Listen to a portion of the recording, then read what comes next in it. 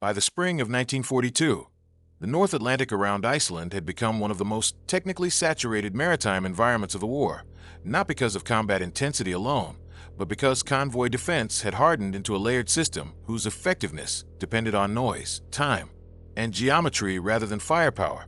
British and Allied escort doctrine in this sector rested on an assumption that detection preceded engagement, and that detection itself was governed by active emissions, ASTIC sweeps, patrol patterns, and fixed escort spacing calibrated to surface and periscope threats. Within that framework, silence was treated as a passive condition, not as an active weapon. That assumption was about to fail. The documented episode at the core of this breakdown occurred in May 1942, west of Iceland, during the passage of an eastbound Allied convoy protected by destroyers and corvettes operating under standard North Atlantic escort doctrine. The German submarine involved was a Type V ICU boat, operating independently after detaching from coordinated wolfpack tactics due to weather dispersion. The commander's decision was not aggressive maneuvering or early attack, but an extended silent running profile maintained well below periscope depth at a speed deliberately fixed under 2 knots for a duration exceeding 6 hours. This choice was not tactical flair. It was a response to physical constraint, battery endurance versus acoustic detectability. At depths between 60 m and 90 m, the Type Vike's pressure hull entered a regime where ambient ocean noise from swell, thermal layers, and convoy screw wash interfered with Allied ASTIC returns. ASTIC sets of the Type 123A class, commonly fitted to British escorts in this theater, exhibited sharply reduced target discrimination when the relative speed between source and target dropped below a threshold that allowed Doppler differentiation. Below that threshold, echoes blended with reverberation. The submarine did not vanish. It became indistinguishable. This distinction mattered. The defense system could not escalate without classification. Silent running imposed its own hard limits. Electric propulsion restricted speed and maneuverability. Course changes had to be minimal to avoid transient noise spikes from control surfaces. Internal activity was reduced to near zero. Pumps were shut down. Crew movement was halted. Carbon dioxide levels rose steadily, approaching tolerances after several hours. These were not heroic conditions. They were mechanical ones. Once initiated, the profile could not be safely broken without forfeiting the acoustic advantage. The decision was irreversible in real time. The convoy's escort geometry assumed that a submerged contact would either attempt repositioning or withdraw to recharge batteries. Escort spacing, typically 2,000 yards to 3,000 yards, was optimized to force such a choice. What the system did not account for was persistence without motion. As the escorts executed repeated search patterns, their own propeller noise and active emissions saturated the water column. Each pass degraded the signal-to-noise ratio further. The submarine remained stationary relative to the convoy's path, allowing the convoy to pass overhead while escorts chased fading contacts that never resolved into actionable bearings. When the convoy's center of mass moved beyond the effective detection arc, the submarine resumed slow movement, still on batteries, still silent. Only then did the engagement phase begin. The attack geometry was constrained by the earlier decision. Torpedo tubes had remained flooded and ready, but firing solutions were limited to stern quarter shots at close range. The Type Vike's G7E electric torpedoes, selected precisely because of their reduced acoustic signature, imposed a further constraint: lower speed and shorter range compared to steam-driven alternatives. This narrowed the firing window to minutes. The result was not a spectacular annihilation, but a localized collapse of convoy coherence. 2 merchant vessels were struck within 90 seconds, not because the defense was absent, but because it was misaligned in time. Escorts reacted immediately, saturating the area with depth charges calibrated for evasive targets. The submarine, still constrained by battery state and depth, withdrew along a thermal gradient that further degraded ASTIC effectiveness. The engagement ended without a confirmed kill on the attacker. What made this episode consequential was not the tonnage sunk, but the exposure of a systemic vulnerability. Convoy defense off Iceland had been designed to defeat motion. It struggled against stillness. Silent running, treated as a temporary defensive posture, functioned here as an offensive enabler because the detection system relied on change to justify action. The escorts possessed weapons, sensors, and trained crews. What they lacked was time alignment between detection confidence and decision authority. In the days that followed, Allied after-action reports noted no single failure. Equipment functioned within specifications. Procedures were followed. The breakdown occurred between layers, and the gap where acoustic ambiguity delayed commitment. The submarine's quiet run was dismissed by some analysts as situational luck. Others noted that the conditions, battery capacity, ASTIC performance envelopes, convoy noise, were repeatable. The debate itself reflected uncertainty about whether silence could be operationalized. At the doctrinal level, this episode forced a reassessment of assumptions about submarine behavior in the North Atlantic. Silent running was no longer just a means of escape. Under specific constraints, it could be used to hold position inside a defended system until that system moved past the point of effective control. The limiting factor was not courage or ingenuity, but endurance, electrical energy, air quality, and crew discipline measured against escort cycle time. This realization did not immediately alter convoy doctrine, but it introduced friction. Escorts began to expend more time on ambiguous contacts. Search patterns lengthened. Fuel consumption increased. The defense grew more cautious, not less capable, but caution itself carried cost. Silence, once mocked as passive, had demonstrated its capacity to shape the engagement by denying the defender a moment of certainty. The episode off Iceland in 1942 thus occupies a specific place in the Atlantic War. It did not overturn convoy defense. It did not signal a new era of submarine dominance. It revealed, with technical clarity, that under certain physical and temporal constraints, a system built to detect movement could be defeated by the disciplined absence of it. That absence of motion carried secondary effects that extended beyond the immediate engagement. In subsequent escort operations off Iceland during June and July 1942, commanders adjusted procedures not because silent running had proven decisive, but because it had proven disruptive. Escorts increased the frequency of ASTIC sweeps at lower speeds, attempting to reduce self-noise and improve classification confidence. This adjustment introduced a new constraint. Reduced speed lengthened transit time across threatened sectors, compressing escort endurance and increasing fuel consumption. A convoy that lingered invited further contact. Time, rather than distance, became the limiting variable. From the submarine's perspective, the same constraint applied in reverse. Battery endurance on a Type VIIC, even under disciplined load management, imposed a hard ceiling of approximately 7 hours of sustained silent running before voltage drop, and air quality demanded change. Carbon dioxide concentration increased predictably, and oxygen depletion followed a measurable curve tied to crew count and metabolic activity. These were not flexible limits. They defined a narrow window in which stillness could be maintained without forcing a compromise. The commander's decision space was therefore bounded by chemistry and electrochemistry, not tactics. The interaction between these two bounded systems produced a zone of overlap where neither side could act decisively without incurring disproportionate risk. Escorts hesitated to commit depth charges without a firm solution, knowing that indiscriminate patterns consumed stocks rapidly and risked fratricide within convoy spacing. The submarine hesitated to move, knowing that any increase above 2 knots would generate a detectable transient. This mutual restraint did not produce stasis. It produced drift. The convoy advanced. The submarine waited. Control shifted without contact. As reports accumulated, Allied analysts began to recognize that convoy defense effectiveness was being influenced less by absolute sensor capability than by decision latency. The time required to convert ambiguous acoustic information into authorized action exceeded the time a silent submarine needed to let the defended volume pass. This was a structural mismatch. Improving ASTIC sensitivity alone could not solve it, because higher sensitivity increased false positives in noisy waters. The system faced a trade-off between responsiveness and reliability that could not be optimized simultaneously. German command did not formalize this insight into doctrine, but operational correspondence from mid-1942 reflects an emerging awareness. Silent running was emphasized not only during evasion, but during approach in heavily escorted waters, where maneuver options were limited. The technique was framed not as concealment, but as temporal denial, the denial of a decision window to the opponent.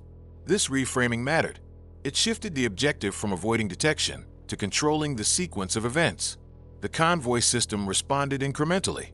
Escort commanders were encouraged to prosecute contacts more aggressively, even under uncertainty. This reduced hesitation but introduced collateral effects. Depth charge expenditure increased. Acoustic conditions worsened after each barrage, further degrading ASTIC performance. The water column became saturated with noise and bubbles, extending the period of ambiguity rather than resolving it. The system compensated for uncertainty by adding energy, which paradoxically prolonged uncertainty. In this environment, the quiet run's effectiveness did not depend on perfection. It depended on persistence within tolerances. The submarine did not need to remain completely undetected.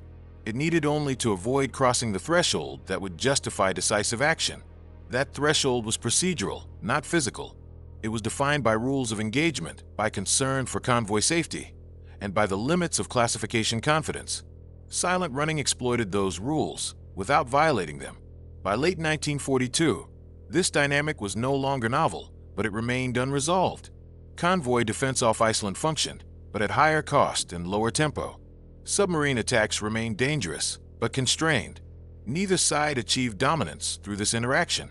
Instead, both adjusted to a degraded equilibrium shaped by endurance, noise, and time. The quiet run did not win battles. It reshaped expectations.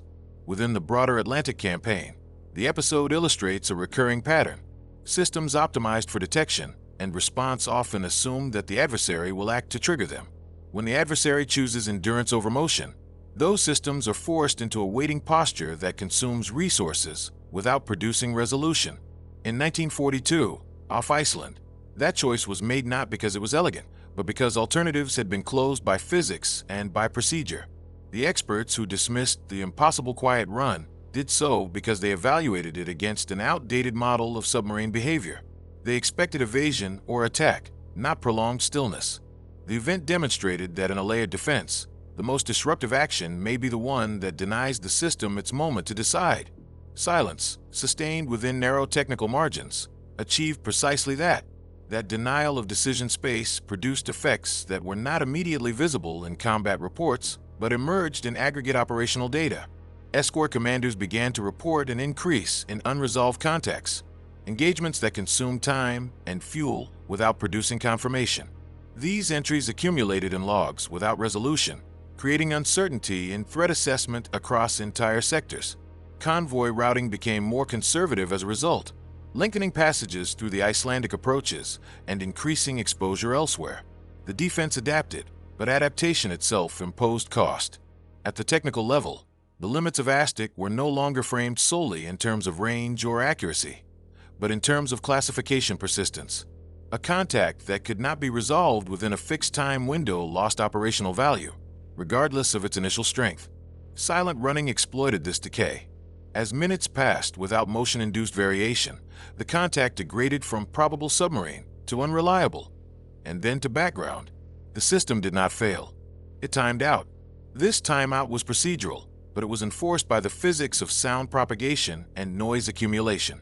Submarine commanders operating in this environment adjusted internal discipline accordingly.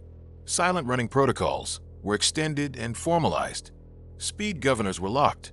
Helm inputs were minimized to fractions of a degree.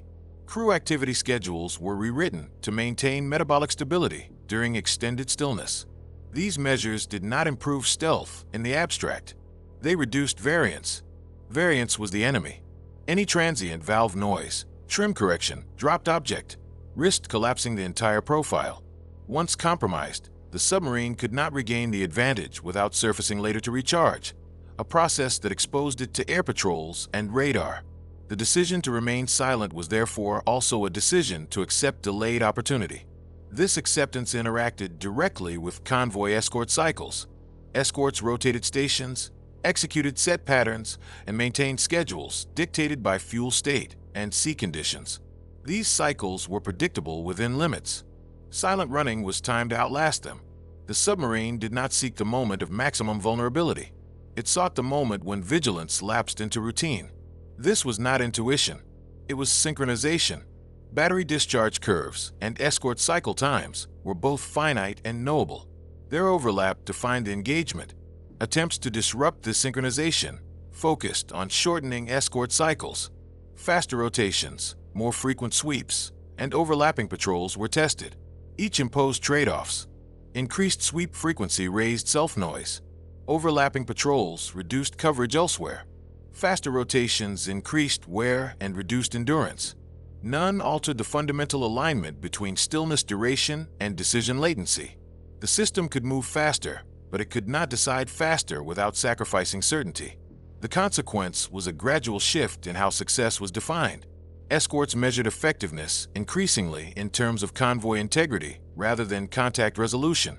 Submarine forces measured effectiveness in terms of position gained rather than attacks completed. Both sides operated within narrower margins. The quiet run did not produce dramatic engagements. It produced compression.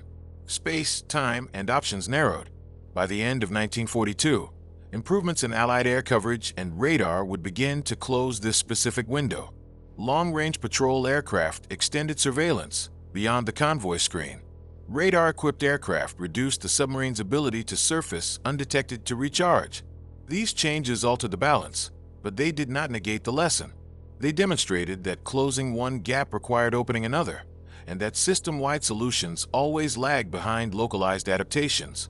In retrospect, the impossible quiet run off Iceland stands as a case where an action dismissed as impractical succeeded precisely because it aligned with the limits of the opposing system. It did not overwhelm defenses. It waited them out. The convoy defense held. The submarine survived and struck where alignment permitted. Neither outcome was decisive alone.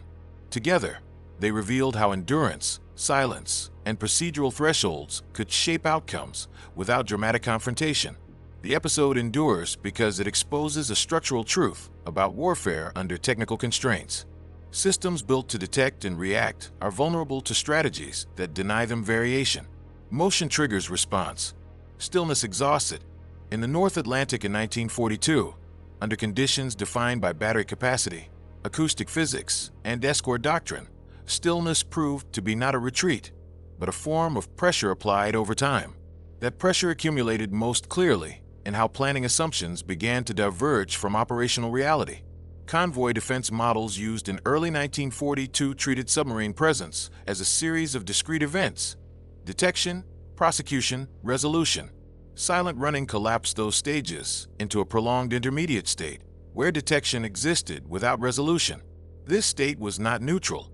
It consumed attention, altered routing decisions, and redistributed assets without producing closure. Over weeks, these micro-adjustments compounded into measurable shifts in convoy timing and escort availability. The technical anchor of this divergence was energy asymmetry. Escorts operated on liquid fuel with predictable consumption curves tied to speed and maneuvering. Submarines on silent running operated on stored electrical energy with a sharply bounded but temporally flexible profile. An escort expending fuel during repeated sweeps paid an immediate cost. A submarine conserving battery power by remaining still deferred its cost. This asymmetry favored the side willing to wait. In the Icelandic approaches, where convoys transited relatively narrow corridors, waiting was viable. Attempts to rebalance this asymmetry focused on forcing movement. Escorts experimented with wider area depth charge patterns intended to provoke evasive maneuvers even without firm contact. The physics of the water column limited the effect. Explosions generated noise and turbulence that temporarily blinded ASTIC, extending the very ambiguity they were meant to resolve. The submarine, if disciplined, could remain motionless through these barges, absorbing pressure while preserving its positional advantage. The defense expended energy to induce change. The attacker refused to provide it. From the submarine command perspective, this refusal required strict adherence to constraints that bordered on mechanical obedience. Trim had to remain stable to avoid corrective bursts. Temperature gradients within the hull were monitored to prevent convection noises. Even minor equipment faults could force termination of the profile. Silent running was not forgiving. Its success depended on the reliability of components and the predictability of human behavior over extended periods. It transformed the crew into part of the system's noise budget.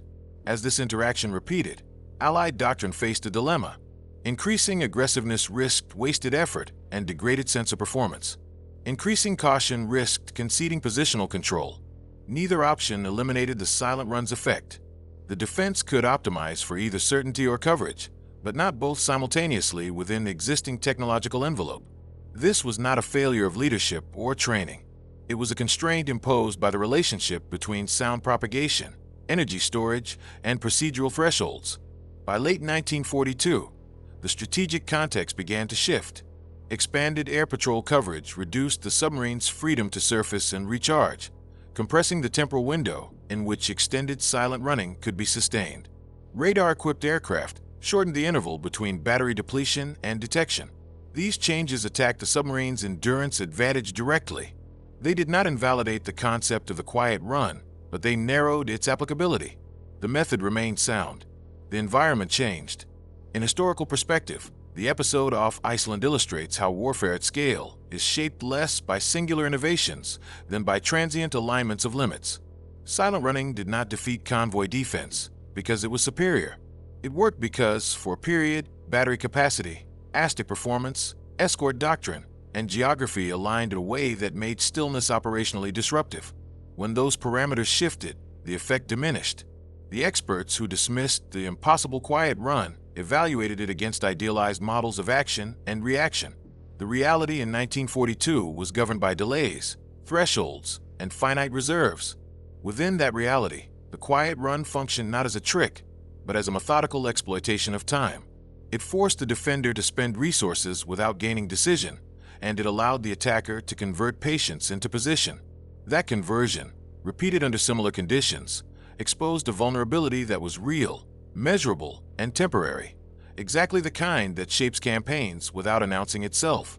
That temporariness is critical to understanding why the episode mattered without becoming decisive. In the Atlantic War, advantages that depended on a narrow convergence of technical limits rarely endured, but while they existed, they forced compensations elsewhere. The quiet run off Iceland did exactly that. It did not compel an immediate doctrinal rewrite, but it distorted planning margins. Convoy schedules incorporated additional buffer time. Escort commanders allocated fuel reserves with greater conservatism. Air cover requests increased for routes previously considered manageable by surface forces alone. None of these changes appeared dramatic in isolation. Together, they altered the operational rhythm. The technical constraint that governed this rhythm was recharge dependency. A Type VIC could remain silent only as long as its batteries allowed. Once voltage dropped below a defined threshold, propulsion efficiency degraded and auxiliary systems became unreliable. Surfacing to recharge restored capability, but exposed the submarine to radar and visual detection. In mid-1942, gaps in air coverage around Iceland still permitted this cycle to function. The quiet run gained its leverage not during the attack itself, but in the interval between engagements, when endurance could be converted back into mobility. That conversion was fragile. It depended on weather, daylight, and patrol density. Allied countermeasures increasingly targeted that fragility. The introduction of more persistent air patrols, equipped with radar capable of detecting surfaced submarines at night, shortened the safe recharge window. This did not eliminate silent running as a technique, but it changed its cost-benefit balance. Extended stillness now risked leaving the submarine energy depleted at the very moment surfacing became most dangerous. The same technical anchor that had enabled the quiet run, finite battery endurance, now constrained it more tightly as the environment evolved. This interaction highlights a broader pattern in anti-submarine warfare. Detection systems do not operate in isolation. They are coupled to endurance cycles, logistics, and command thresholds. Silent running exploited a lag between sensing and decision, but that lag existed only while the defender could afford to wait. As air coverage expanded, waiting became less tolerable. The defender's decision window narrowed, not because sensors improved alone, but because the consequences of delay increased. From a systemic perspective, the episode demonstrates how absence of signal can function as a form of pressure. Escort commanders could not easily distinguish between a submarine holding position and a false contact, decaying into noise. Both outcomes demanded attention until resolved. Attention was finite. When stretched across multiple ambiguous zones, it diluted focus where certainty was higher. The quiet run did not remove threats. It redistributed attention away from decisive points. In evaluating this redistribution, post-war analysts noted that convoy defense effectiveness depended as much on confidence as on capability.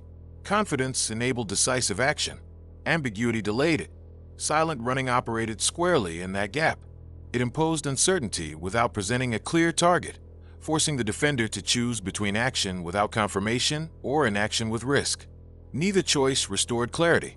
As the Atlantic campaign progressed, improvements in coordination between air and surface forces reduced the duration of this ambiguity. The defender learned to accept higher false positive rates and to act sooner, even at increased cost. This adaptation reduced the quiet run's leverage, but it did so by spending resources more aggressively. The system became more robust, but also more expensive to operate. The episode's influence persisted not in tactics, but in cost structures. Seen in this light, the impossible quiet run was neither a myth nor a masterstroke. It was a method that worked because it aligned precisely with the defender's tolerance for uncertainty at a specific moment in the war. It exploited a space between what could be detected and what could be acted upon, a space defined by energy limits, acoustic physics, and procedural caution. When those boundaries shifted, the space narrowed. What remains historically significant is not the technique itself, but the clarity it brought to the nature of convoy defense. It revealed that protection was not a static shield, but a process constrained by time and resources. Silence, sustained under strict technical discipline, could distort that process without ever breaking it. For a period off Iceland in 1942, that distortion was enough to compromise convoy coherence and expose the cost of certainty in a system built to react to motion. That exposure of cost had implications that extended beyond the immediate theater.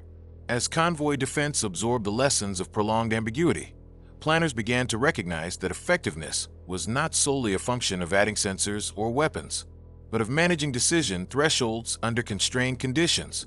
In the Icelandic sector, those thresholds had been calibrated for motion, speed changes, course alterations, acoustic transients. Silent running denied all three. The system was forced to operate in a mode it had not been optimized to handle, continuous assessment without resolution. The technical anchor governing this mode was cumulative uncertainty. Each unresolved contact increased the background level against which new contacts were judged. Operators grew cautious, not because they lacked confidence in their equipment, but because the cost of misclassification was high. A false prosecution wasted fuel and degraded sensor performance. A missed submarine risked attack. Silent running exploited this trade-off by remaining just below the confidence threshold, where neither option was clearly superior. The effect was not paralysis, but hesitation distributed across time. Submarine command benefited from this distribution as long as it could maintain internal discipline. The Type Vikes electrical system, while robust, was unforgiving. Voltage drop followed a predictable curve. Below certain levels, control systems became sluggish and noise increased. Crew monitoring of battery state was continuous, and decisions to remain silent were revisited minute by minute against the same constraint. Once the margin was gone, it could not be recovered underwater. This created a paradoxical situation in which the attacker was more tightly bound by physics than the defender, yet could still impose cost by waiting. The interaction reached its practical limit when environmental and technological factors reduced the attacker's ability to convert stillness back into mobility. As air patrol density increased and radar coverage expanded, the recharge phase became riskier. Surfacing after extended silent running concentrated exposure into a shorter window, raising detection probability. The defender did not eliminate the quiet run. It compressed it. The time available for endurance-based denial shrank, and with it, the operational leverage. This compression did not retroactively invalidate the episode. Instead, it clarified its conditional nature. The quiet run worked not because it was universally applicable, but because it fit a specific configuration of constraints. Limited air cover, ASTIC performance envelopes, escort doctrine emphasizing confirmation, and submarine battery capacity sufficient to outlast escort cycles.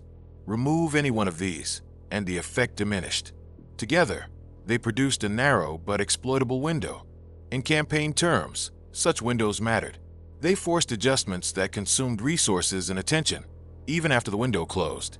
Convoy defense became more layered, more cautious, and more dependent on coordination with air assets. These adaptations improved robustness, but increased complexity. Complexity, in turn, introduced new failure modes and higher operating costs. The system grew stronger, but also heavier. The episode off Iceland thus illustrates a recurring dynamic in the Atlantic War. Temporary alignments of limits created opportunities that were neither decisive nor negligible. They shape behavior, altered expectations, and left traces in doctrine and logistics. Silent running was one such opportunity. It did not sink the convoy system. It stressed it at a point where stress translated into measurable cost. In the end, the impossible quiet run is best understood not as a clever trick, but as a disciplined acceptance of constraint. It required patience, technical rigor, and an understanding of the defender's thresholds. Its success depended on doing less, not more, on resisting the impulse to act until action aligned with endurance. That restraint, sustained within narrow margins, allowed a single submarine to influence a system far larger than itself, if only for a time. In historical scale, the quiet run off Iceland in 1942 occupies a narrow but revealing place in the evolution of anti-submarine warfare. It did not overturn convoy defense, nor did it introduce a permanent shift in naval doctrine. Its significance lies in what it exposed at a moment when industrial systems of detection and response were still converging toward coherence. It showed that effectiveness in modern war was not determined solely by the presence of sensors, weapons, and trained crews, but by how those elements interacted with time, energy, and decision thresholds that could not be compressed indefinitely. The episode illustrates a broader pattern that recurs throughout the Second World War. Military systems optimized for action against movement are structurally vulnerable to strategies that deny movement without withdrawing from the battle space. In the Atlantic, that denial took the form of disciplined stillness, governed by battery capacity, air quality, and crew control. Silent running was not an evasion of combat, but a redefinition of engagement timing. It shifted the decisive moment away from detection and toward endurance, forcing the defender to spend resources without achieving resolution. As the war progressed, technological and organizational changes reduced the scope for such methods. Expanded air coverage, improved radar, and tighter coordination between surface and air forces attacked the submarine's endurance cycle directly. These changes closed the specific window that made prolonged stillness disruptive in 1942. Yet the underlying lesson remained. Every improvement in control carried a cost, and every cost reshaped priorities elsewhere. Systems became more capable, but also more demanding to sustain. In retrospect, the quiet run did not matter because it was dramatic, but because it was precise. It aligned exactly with the limits of the opposing system at a specific time and place. It exploited the gap between what could be sensed and what could be acted upon, a gap defined not by failure, but by caution, procedure, and finite reserves. When that gap narrowed, the method faded. When it existed, it imposed disproportionate strain. This is why the episode resists simple categorization. It was neither a triumph of ingenuity nor an accident of circumstance. It was a demonstration of how, in industrial warfare, power is often exercised not by overwhelming force, but by forcing systems to operate continuously at the edge of their tolerances. Silence, maintained under strict technical discipline, proved capable of doing that. Seen from a distance, the quiet run off Iceland underscores the central reality of the Atlantic War. Control was never absolute. It was negotiated minute by minute, kilowatt by kilowatt, and decision by decision. In 1942, under conditions shaped by battery chemistry, acoustic physics, and escort doctrine, that negotiation briefly favored patience over motion. The result was not victory, but pressure. And in a war of systems, pressure alone was enough to leave a lasting imprint.